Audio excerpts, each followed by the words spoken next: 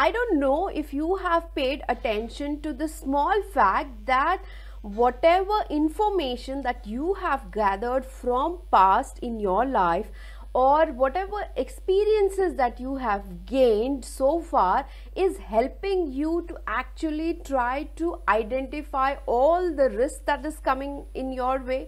In a way, you're trying to actually predict things around, and not only identify risk, but you are also in a position to mitigate that risk.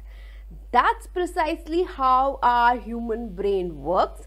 And something similar is being tried and tested as part of machine learning. Right, so today's video is on machine learning, so let's look at it in detail.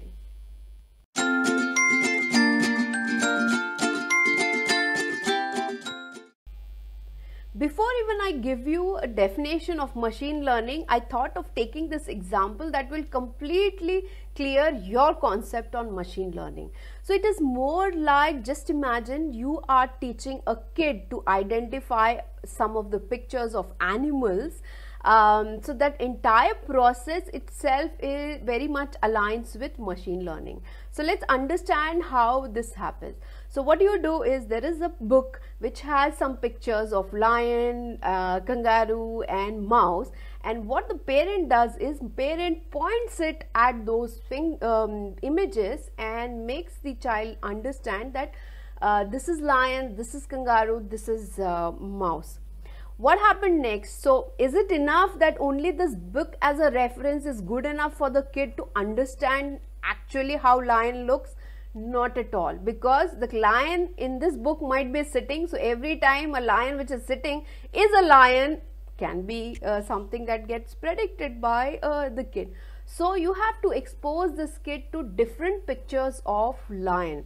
It can be from magazine, it can be from a newspaper, it can be from some video and things like that. So then he tries to interpret, okay, lion, what are the commonalities of these images, and accordingly the kid makes a decision next time whenever he watches a cartoon movie which is an animated lion, but the kid is able to identify and make that decision, okay, this is lion. Exactly same happens in machine learning. So in that case also there are three things that happens. Continuous feeding of data. When I say data, it's also instructions that flows. The second thing is about interpretation. So machines are made to interpret, should be able to interpret. The third thing is about decision making. So that's machine learning. So machine learning is a subset of artificial intelligence where we feed the data, test and train the machine, and also test them for desired outcome.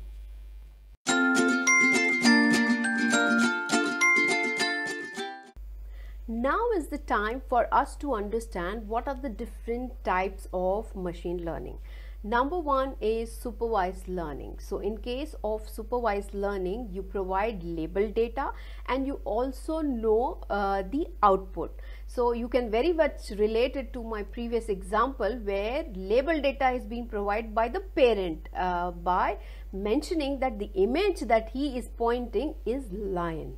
And it's also supervised by parent, because parent already know that that picture is lion. So if there is any mistake that is happening, this machine learning system is more like a supervised and can be course corrected. The second one is unsupervised learning. So in this case, we don't know what the outcome would be, but what we are doing is we are exposing this system with a set of data, and we are asking machine actually to identify all the hidden trends. For example, in case of market basket analysis that I shared in one of my previous video, I told you that the machines are exposed to your shopping transactions, and basis those shopping transactions they are trying to build the association, and they are throwing that which are the category of products that are bought together. The third one is reinforced learning. So in case of reinforced learning, I would recommend that please imagine yourself in an island where there is nothing, and you don't have any information about that island. So how you survive? You basically actually observe your surrounding, basis your experience, you develop some of the information or decisions that you take for yourself. Something similar happens in case of reinforced learning also, where the data itself is created with this observation from the surrounding, and accordingly decisions are made. Now in this case it's more of a hit and trial kind of a scenario, because we don't know exactly what is right, what is wrong. And so in this case the machines are basically punished for every wrong thing. So that's how it learns, okay, this is not the space that we have to go in.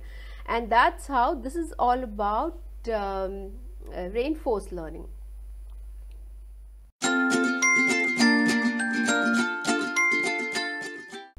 So I hope next time if you are working on any of the AI projects around machine learning, you'll be able to identify, okay, which is the type of machine learning that you are using and what kind of information would be required and how to go about it.